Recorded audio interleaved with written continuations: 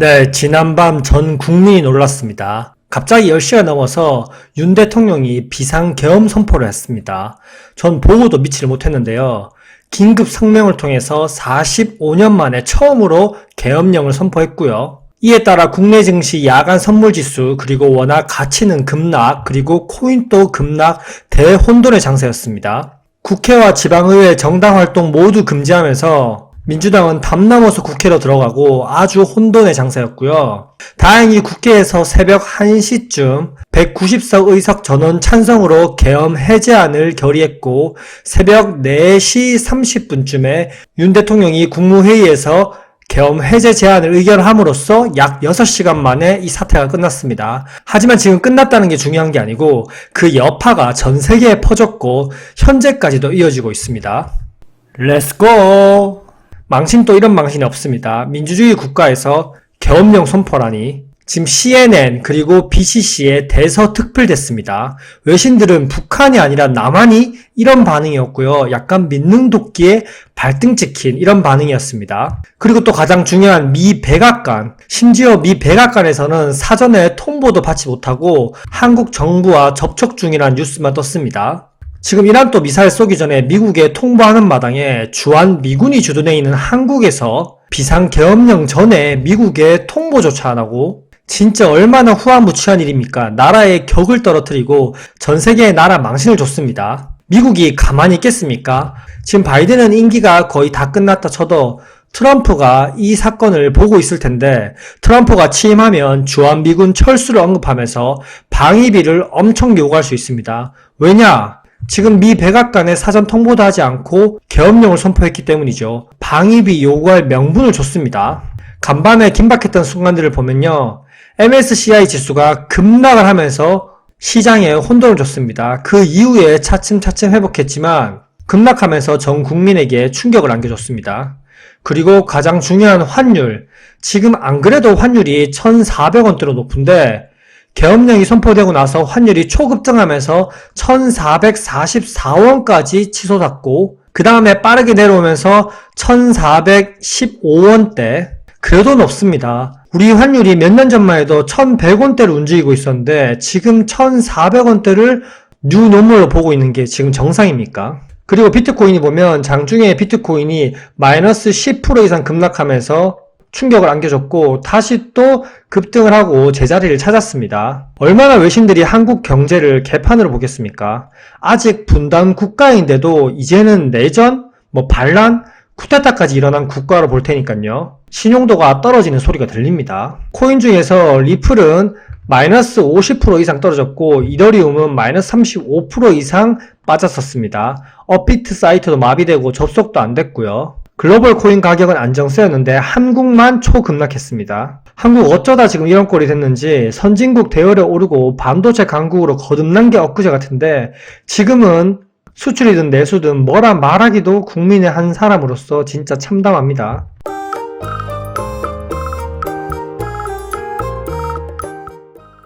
원달러 환율을 좀 더 보면 비상계엄 선포하고 나서 초급등해서 1,444원까지 갔다가 그 다음에 외환 당국이 개입을 하면서 급락을 하고 비상계엄 해제 가결이 되고 나서 다시 1,415원대로 자리를 잡았습니다. 이걸 제가 왜 보여드리냐면 비상계엄 해제 가결 이후에 환율이 떨어진 게 아니라 그 전에 환율이 급락했거든요. 그 말은 외환 보유고를 또 끌었었다는 겁니다. 안 그래도 외화 벌이도 시원찮고 외환 보유고도 지속적으로 감소하고 있고요. 환율도 1320원 마지노선을 한 번 돌파했으니 다시 또 돌파할 수 있을 거라는 불안감도 심어졌고요. 이렇게 또 환율이 언제 치솟을지 모르니 외화 자금이 지속적으로 유출될 가능성도 커졌고요. 외환 보유고가 이번 계엄령 때도 또 소진됐을 겁니다. 오늘 11월 외환 보유고가 발표됐거든요. 지금 9월에서 10월에 접어들면서 킹달러 방어하면서 약 5조 8천억 원을 썼고요. 다시 11월 달이 되면서 3억 달러가량 줄어들었습니다. 환화로 4천억 원 정도 외환 보유고를 끌어썼다는 거고요. 이제 12월에 지표가 나오면 앞자리가 3으로 바뀔지도 모릅니다. 지금 외환 보유고는 국가의 지급 능력을 평가하는 중요한 지표인데 이렇게 속절없이 무너지고 있습니다. 지금 길게 보면 미국이 고금리 긴축을 시작한 이후부터 지속적으로 외환보유고가 급락하고 있습니다. 정말 12월에 외환보유고가 또 얼마나 소진됐을지 걱정됩니다. 아까 말씀드렸듯이 많은 국민들이 계엄령 해제 사실에 환율이 급락한 줄 아는데 환율은 지금 딱 이 노란색 박스권 12시부터 4시까지 급락을 했습니다. 계엄령 해지 선포는 4시 한 30분 정도에 했으니까 확실하게 외환 당국이 긴급하게 개입했다고 볼 수 있죠. 그러고 나서 밑빠진 독에 물 붓기처럼 금융과 외환 시장을 위해서 한시적으로 유동성을 충분히 공급해 나간다는 보도자료가 나왔고요. 그리고 오늘 14일부터 단기 유동성 공급을 확대하기로 했다고 합니다. 하지만 이미 증시는 나락을 가 있습니다. 코스피 6개월째 하락 중이고 코스닥은 9개월째 하락 중입니다. 도대체 지금 와서 뭘 방어하겠다는 겁니까? 이런 보도자료가 무슨 소용인지 저는 도통 모르겠습니다. 그리고 과거에 있었던 계엄령 사태를 한번 살펴보면 국정농단 사건이 발생하고 나서 탄핵 소추안 가결까지 환율은 지속적으로 상승을 했고요. 코스피는 지속적으로 하락, 그리고 소추안 가결되고 나서는 환율이 급속도로 안정세를 찾아갔고 코스피는 지속적으로 상승을 했었습니다. 하지만 그때와 지금 상황은 다릅니다. 그때는 반도체 호황식이었고 수출도 잘 됐었습니다. 근데 지금은요, 수출 반도체 둔화식이고 내수 경제도 이미 박살났고 금리 올릴 때 안 올리고 내릴 때 더 빨리 내리고 이미 환율도 1,400원대가 기본이 돼버렸습니다. 과거의 사태는 그냥 참고만 해야지 이대로 갈 거라고 절대 생각하면 안 됩니다. 그리고 폴리마켓을 한번 보면 우리가 미 대선 때 해리스와 트럼프를 볼 때 많이 봤던 지표입니다. 폴리마켓에서 우세한 트럼프가 당선됐고요. 지금 윤 대통령이 아웃될까? 여기에 관해서 조금 보시면 오늘 아침까지만 하더라도 거의 75%에 육박했습니다. 근데 지금은 좀 떨어져서 다시 50%대인데 다시 올라가야 될지 말아야 될지는 지속적인 한국 상황을 체크해 봐야겠죠. 근데 이런 비상계엄이 선포되고 나서 6시간 만에 끝나고 해프닝으로 끝나는 게 아니라 이제는 탄핵이 되느냐 안 되느냐 그게 중요한 게 아닙니다. 한국 경제가 이미 나락인데 엄청난 부작용이 향후에 계속 생길 수 있습니다.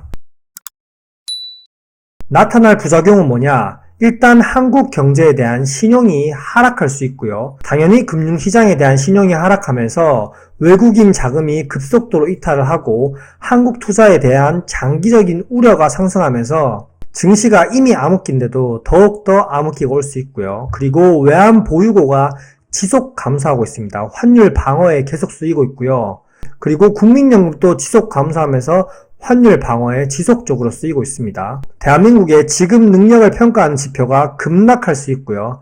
그리고 원화 가치 폭락, 환율이 지속적으로 급등하면서 내려올 기미가 안 보일 수 있고요. 또 전 세계적 망신, 그리고 이미 금리 인하를 2번 연속하면서 전 세계에 한국 경제가 위험하다고 홍보했는데 이제는 분단 국가를 넘어서 내전도 일어날 수 있다는 그런 위험 인식을 심어주면서 아주 전 세계에 대놓고 홍보를 했습니다. 이렇게 되면 앞으로 우리나라 기업들이 외국에서 받는 인식 또한 더욱더 저하될 수 있고요. 그리고 25년, 26년 경제 성장률 역시 지금 1%대라고 하지만 1%대가 0.몇 %대로 내려갈 수도 있습니다. 그리고 국가 신용등급이 추락하지 않는다고 오늘 언론에서 봤는데 그거는 웃기는 얘기고요. 이미 무디스에서 한국 계엄령 후폭풍이 지속되면 국가 신용에 부정적인 영향을 받고 국가 신용등급이 하락할 수 있다고 얘기했습니다. 이미 계엄령은 지금 지나갔고 하루빨리 어떤 방향으로든 조속히 정치적 불확실성을 해결해야 됩니다. 정말 국민의 한 사람으로서 간절히 염원합니다. 이상입니다. 안녕.